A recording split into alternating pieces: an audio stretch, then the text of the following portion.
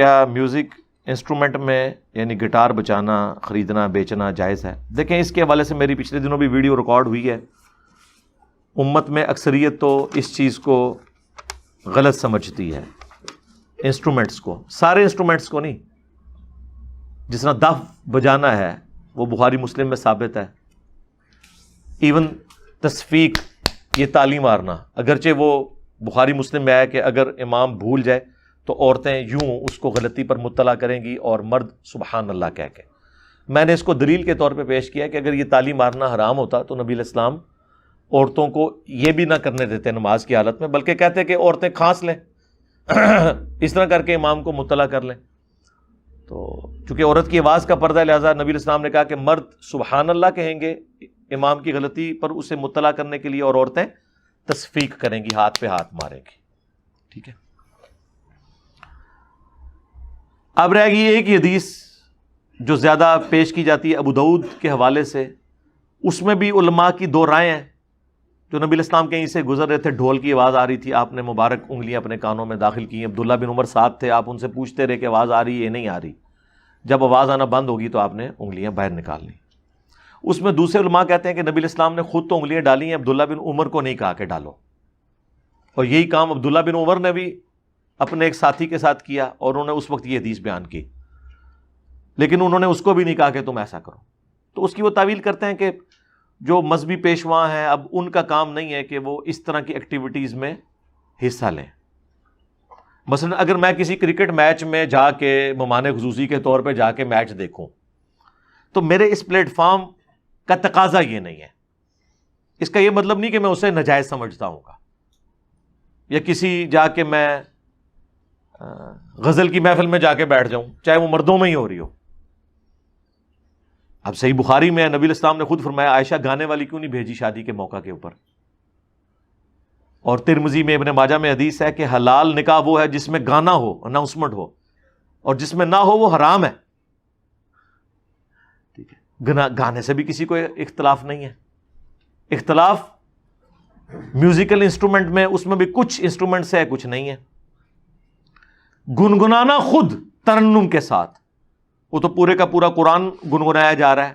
مشاری راشد جس طرز میں قرآن پڑھ رہے ہیں، ظاہر ہے وہ ایک ڈیوائن میوزک تو ہے، تبھی تو سننے کا مزہ آ رہا ہے. پھر قرآن کے اندر یہ اللہ تعالیٰ نے صفت رکھی ہے کہ اس میں ایسا وزن رکھ دیا ہے، اگرچہ وہ بالکل شاعرانہ نہیں ہے، آزاد نظم والا سٹائل ہے، لیکن بہرحال پھر بھی آپ کو پتہ ہے ایک ڈیوائن میوزک، ملکوتی غنا اس کے اندر موجود ہے. الرحمن علم القرآن خلق الانسان علمہ البیان، سورہ فاتحہ میں بھی ہے. پھر بخاری میں حدیث ہے جو ترنم کے ساتھ قرآن نہ پڑھے وہ ہم میں سے نہیں. صحیح بخاری میں ایک اور حدیث ہے کہ اللہ تعالیٰ سب سے زیادہ متوجہ ہو کر وقت کے پیغمبر کو سنتا ہے جب وہ اللہ کی کتاب کی تلاوت کر رہا ہوتا ہے. صحیح بخاری کے اندر ہے کہ نبی علیہ السلام پہ جب یہ آیات نازل ہوئی انا فتحنا لک فتحا مبینا،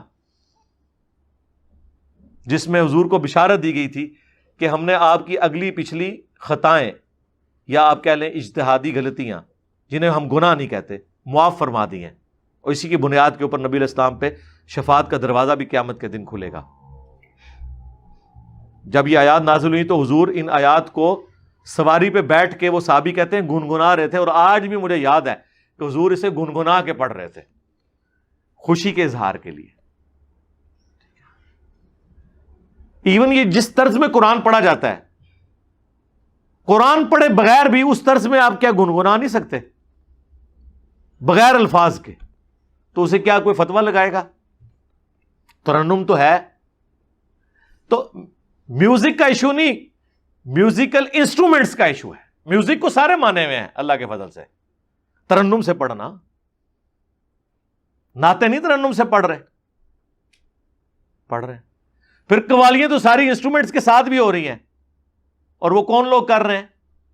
جو کسٹوڈین بنے ہوئے دین کے کر رہے ہیں. کچھ اختلاف رکھتے ہیں، لیکن کچھ کہتے ہیں نہیں وہ بھی ٹھیک ہے اپنی جگہ، ہم بھی ٹھیک ہیں، ہم اس کو صحیح نہیں سمجھتے، ان کو غلط نہیں کہتے. تو یہ اتنا سادہ معاملہ نہیں ہے میوزک کے حوالے سے. باقی جو بیہودہ قسم کا میوزک ہے جس میں آپ سیکس کے حوالے سے لوگوں کو ابھار رہے ہیں, باغی بنا رہے ہیں, اس قسم کا میوزک اور گانے, یہ تو ظاہر حرام ہے. شادی بیاہ کے موقع کے اوپر ایسے گانے مرد مردوں میں, عورتیں عورتوں میں, اور ویڈیوز نہ بنے, پبلکلی باہر نہ آئے. ظاہر ہے پھر بعد میں آپ کو پتا ہے اس کا ریونج آ جاتا ہے بھی غلط ہے. ظاہر ہے کہ گھر کی بہنوں اور بیٹیوں کی ویڈیوز تو نہیں باہر نکلنی چاہیے, وہ ایک معاملہ الگ ہے, وہ غلط ہے. باقی جو اس معاملے میں اتنی سختی نہیں ہے. سب سے زیادہ اہل حدیث سخت ہیں, تو ان کو تو ہم نے پھکی دی ہے کہ آپ کے جو سب سے بڑے امام ہیں اس امت میں, ابن حزم, المحلہ کتاب لکھی ہے جنہوں نے, اور وہ اتنے بڑے امام ہیں کہ انہیں غامدی صاحب بھی اپنا امام مانتے ہیں. اور غامدی صاحب بعض اوقات جب بیٹھے ہوتے ہیں پیچھے المحلہ کتاب رکھی ہوتی ہے, بخاری مسلم نہیں ہوتی ہے, المحلہ رکھی ہوئی ہوتی ہے, ٹھیک ہے, کیونکہ وہ اس زمانے کے غامدی تھے, تھنک آؤٹ آف باکس کرنے والے. 5ویں صدی ہجری کے اندر. بس یہ دو بڑے امام ہیں ان کے شروع کے لوگوں میں. ایک داؤد ظاہری ہیں 4 صدی میں, 5ویں میں یہ ابن حزم ہے. ابن تیمیہ تو 728 میں فوت ہوئے 8ویں صدی کے اندر. یعنی وہ سمجھ لیں ابن تیمیہ کا جو ابن تیمیہ ہے نا, بلکہ اس سے بھی بڑا ڈفرنس وہ ابن حزم ہے. وہ تو نہ صرف انسٹرومنٹس کو جائز بلکہ ان کی خرید و فروخت کو بھی جائز سمجھتے ہیں. اسی کی بنیاد کے اوپر یوسف القرداوی جو مفتی اعظم قطر ہیں, جو دنیا میں مسلمانوں کے سب سے بڑے ہسٹورین ہیں, کنسلٹنٹ ہیں عمر سیریز کے, اور ان کے شاگرد ڈاکٹر علی سلابی جنہوں نے خلفائے راشدین کے اوپر اتنی موٹی موٹی کتابیں لکھی ہیں, ابو بکر, عمر, عثمان و علی پر رضی اللہ عنہم اجمعین وعلیہم السلام اجمعین, جو دارالاسلام نے اردو ترجمے کے ساتھ چھاپی ہیں, وہ بھی کنسلٹنٹ ہیں عمر سیریز کے. یوسف القرداوی نے ایک کتاب لکھی تھی اسلام میں حلال و حرام, بہت عرصہ پہلے.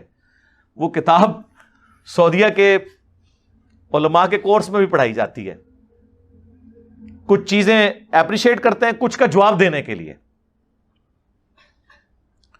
تو اس میں انہوں نے جدید جو فقہی اختلافات ہیں, احکام و مسائل پہ لکھا ہے. بعض جگہ ہمیں ان سے اختلاف ہے. میوزک کے حوالے سے انہوں نے یہی موقف لکھا ہے جو میں آپ کو بیان کر رہا ہوں. پھر ایک حدیث ان کے پاس رہ جاتی ہے صحیح بخاری کی کہ قرب قیامت میں ایسے لوگ ہوں گے جو ریشم کو, آلات موسیقی کو, ان چیزوں کو حلال ٹھہرا لیں گے, اور اللہ تعالیٰ ان کی شکلیں بدل دے گا, ان پر عذاب آ جائے گا. وہ کہتے ہیں دیکھیں جی یہ, اس کو تو ابن حزم کہتے ہیں یہ روایت ٹھیک نہیں ہے, صحیح بخاری کی حدیث کو. ہمارے نزدیک وہ روایت ٹھیک ہے, لیکن غامدی صاحب نے دیکھا ہے اس کی تعویل بیان کی. انہوں نے کہا مطلقاً تو ان میں سے کوئی چیز بھی حرام نہیں ہے. کیا ریشم مطلقاً حرام ہے؟ عورت کے لیے تو جائز ہے, اور مرد کے لیے بھی مطلقاً حرام نہیں ہے. صحیح مسلم میں حدیث ہے نبی علیہ السلام نے 4 انگلی کی چوڑائی تک ریشم مرد کو بھی اجازت دی ہے استعمال کرنے کی. خود صحیح مسلم میں آتا ہے نبی علیہ السلام کا جو کرتا تھا کالا کسروانی تیالسی جبہ, جس کا دھون صحابہ کرام شفا کے لیے لے کے جاتے تھے, جب وہ کرتا نکالا اسما بنت ابی بکر نے, جو انہوں نے سیدہ عائشہ سے لیا تھا, تو اس کے اوپر ریشم کی گوٹ لگی ہوئی تھی باقاعدہ سامنے اور اس جگہ کے اوپر. اتنا تو مرد بھی استعمال کر سکتا ہے. اسی طریقے سے نکاح ایک ذریعہ ہے جس کے ذریعے اللہ تعالیٰ اس معاملے میں بھی ایک ٹالرنس دیتا ہے. تو غامدی صاحب نے اس کی تعویل کی تھی کہ جو حرام کے پوائنٹ آف ویو سے وہ حرام ہے, حرام میوزک حرام ہوگا, جہاں پہ مسئلہ نہیں ہے وہاں پہ اس کے اوپر فتویٰ نہیں لگے گا. میں اس حوالے سے آپ کو پتا ہے, میں نے بہت پہلے بھی ویڈیو ریکارڈ کروائی تھی, میں ہمیشہ کہتا ہوں ہم خود سنتے نہیں ہیں شوق سے, کسی کو ترغیب نہیں دلاتے, لیکن ان تمام باؤنڈریز کے اندر جہاں جہاں کوئی گنجائش ہے اس کے اوپر ہم کسی کے اوپر فتویٰ نہیں لگاتے. آپ خود دیکھ لیں, اگر اچھی شاعری ہے سن لیں. اب جس طرح عمر سیریز میں انہوں نے جو میوزک ڈالا ہے وہ وکھرے جہاں میں بندے کو لے جاتا ہے. اس میوزک کے بغیر تو اس فلم کی ساری ایک سمجھ لیں روحانیت ختم ہو جاتی ہے. انہوں نے اس کے اندر اس کو بڑا بیٹھ کے ڈیزائن کیا ہے, کس طریقے سے انہوں نے اس میں ایڈجسٹ کیا ہے اس زمانے میں پہنچا. تو اب اس طرح کے جو میوزک جو بیک گراؤنڈ میں چل رہے ہیں, اب مجھے بتائیں اس میوزک کو سن کے کسی کے ذہن میں کچھ شیطانی کے حال آتا ہے یا وہ اٹھ کے ناچنا شروع کر دیتا ہے؟ نہیں. اب اس طرح کی چیزوں کے اوپر فتوے اب تو علماء نے خیر خود بھی موبائل کے اوپر بھی ٹونز لگائی ہیں. شروع میں انہوں نے اولڈ فون بیل لگائی ہوئی تھی, اب تو سب نے کوئی نہ کوئی ٹون لگائی ہوئی ہے. اور واقعی یہ موبائل کی جو ٹونز لگی ہوئی ہیں ہمیں تو کبھی خیال بھی نہیں آتا ان ٹونز کی وجہ سے. فون کا ہوتا ہے کہ یار یہ فون آیا ہے تو چلے سنیں کہ اس کا فون آیا ہے, میوزک کی طرف تو کسی کی توجہ نہیں ہوتی ہے.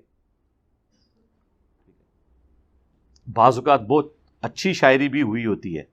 اب جس طرح یہ شکوہ جواب شکوہ نصرت فتح علی نے اپنے مرنے سے کچھ عرصہ پہلے آڈیو ریکارڈنگ میں اس کی ہے, وہ سولو جو ہے نا شکوہ جواب شکوہ, ایک پرانے سٹائل میں اس نے پڑھی ہوئی ہے جو قوالی کے طرز میں, ایک اس نے لیٹسٹ جو آپ کا ایک پاپ میوزک کی طرز میں نا اس نے, لیکن بہت فاسٹ بھی نہیں ہے, لیکن وہ سولو ہے. آپ یوٹیوب پہ جا کے لکھیں سولو شکوہ جواب شکوہ آڈیو میں, کمال پڑا ہے نصرت فتح علی نے. وہ آپ جتنی بار سنیں آپ اسلامک ہسٹری آپ کے سامنے سے گزر جاتی ہے, آپ کا اس کی شاعری کی طرف ہی توجہ ہوتی ہے بجائے کہ میوزک کی طرف آئیں. ایون اگر کوئی عشق مجازی پہ بھی بات ہوئی ہے تو وہ میاں بیوی تو آپس میں ایک دوسرے کو گانا سنا سکتے ہیں نا جی. ڈاکٹر ذاکر نائک نے تو سٹیج کے اوپر وہ گانا زوجتی انتی حبیبتی انتی وہ گایا ہے, وہ ایک عرب کا وہ نشید پڑھنے والا ہے اس کے ذریعے.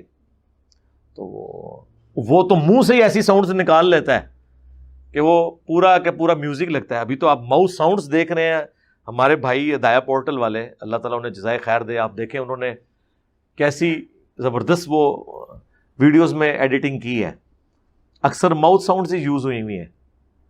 باقی جو تھوڑی بہت اور بھی ہوئی ہیں تو ٹھیک ہے, یہ بھی ایک ہم اپنے آفیشیل چینل سے اکا دکا ویڈیوز کی تھی, اس کے بعد ہم نے نہیں کی ہیں, لیکن اس کو بھی ہم ایک موڈ سمجھتے ہیں لوگوں تک بات پہنچانے کا, آج کی ینگ جنریشن تک بات پہنچانے کے لیے یہ بھی ہے. لیکن اس میں اکثر ان کو کہتا ہوں جو لوگ بھی بیک گراؤنڈ ساؤنڈز لگاتے ہیں خدا کے لیے اس کو ہیڈ فون کے اوپر نا اس کی ایڈیٹنگ کیا کریں, ویسے نہیں پتا چلتا. وہ جب ہیڈ فون کو لگاتا ہے تو میوزک ڈومیننٹ ہو جاتا ہے اور اسپیکر کی آواز کم ہوتی ہے, وہ کانوں پہ سٹرین آتا ہے.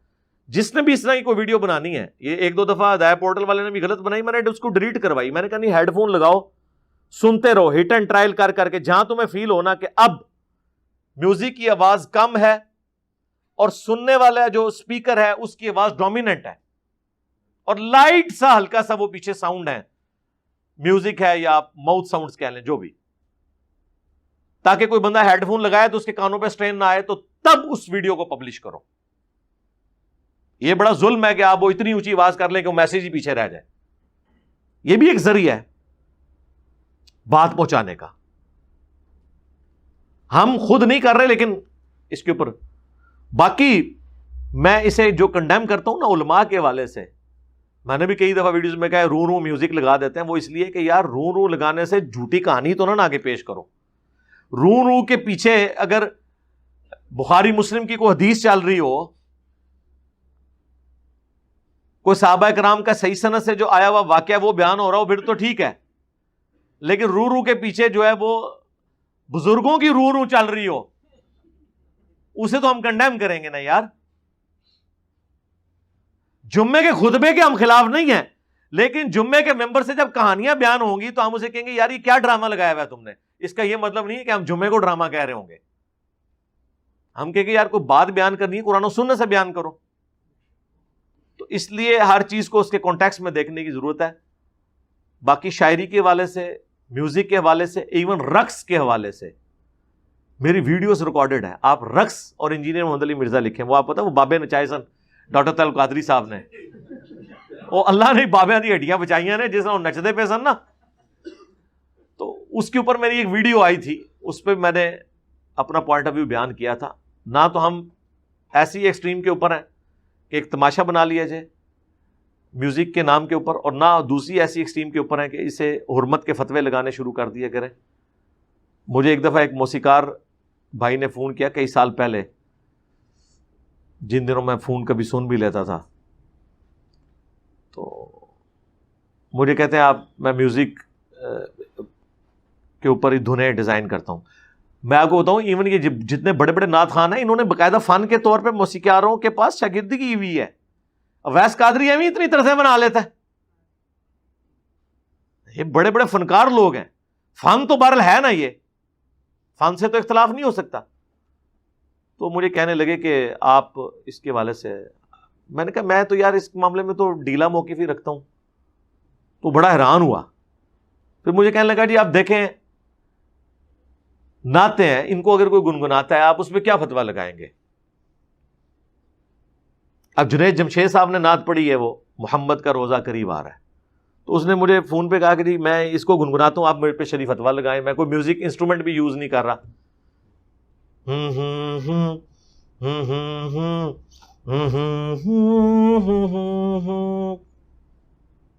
کیا فتویٰ لگائے بندہ؟ نہ بانسری چلی, نہ سارنگی, نہ طبلہ, نہ ڈھول, نہ ہارمونیم, کیا فتویٰ لگائے؟ ایون وہ بھی چلیں اگلے اسٹائل. یہ ہمارے وہ جو اسٹوڈنٹ ہے عاقب فرید جو نعتیں پڑھتا ہے, اب وہ بھی یہ سارے کام کر لیتا ہے. وہ آپ کو پتا پہلے ہے ہی وہ سنگر تھا, پاکستان آئیڈل میں بھی اس نے حصہ لیا ہوا ہے. جب وہ اسکول میں پڑھتا تھا اس وقت اس کی ویڈیوز جیو کے انٹرٹینمنٹ چینل کے اوپر آئی تھی. پھر بعد میں وہ نعت کی طرف آیا. بہرحال اس نے, اور دیکھ لیں یہ جتنے لوگ ہیں انہوں نے پھر باقاعدہ نعت کے فن میں پھر آگے اسی لیے گئے ہیں کہ ان کا بلٹ اپ اس فن سے ہوا. جس طرح اگر میں نے میکینیکل انجینئرنگ نہ کی ہوئی ہوتی تو مولویوں کی انجینئرنگ کیسے کرتا؟ ہاں وہ ایک فن سیکھا نا. قرآن و سنت کا تو علم ظاہر ہے وہ تو ہماری گھٹی میں بچپن سے ہی وہ سیکھتا رہا, لیکن اس علم کی برکت سے بھی ہم نے اس پورے ایشو کو ہینڈل کیا ہے نا. اس طرح جو لوگ کسی فن کو جانتے ہیں بہرحال اس فن کو وہ یوز کرتے ہیں. اس لیے اس حوالے سے ہم یہی کہیں گے کہ یار نہ لوگوں کے اوپر فتویٰ بازی والا معاملہ کیا کریں, ترغیب ضرور دلائیں. کتنا کوئی سن لے گا, ایون گانے بھی کوئی کتنا عرصہ سن لے گا یار. اب رات فتح علی کو جو اللہ نے آواز دی ہے, گاڈ گفٹڈ ہے نا یار.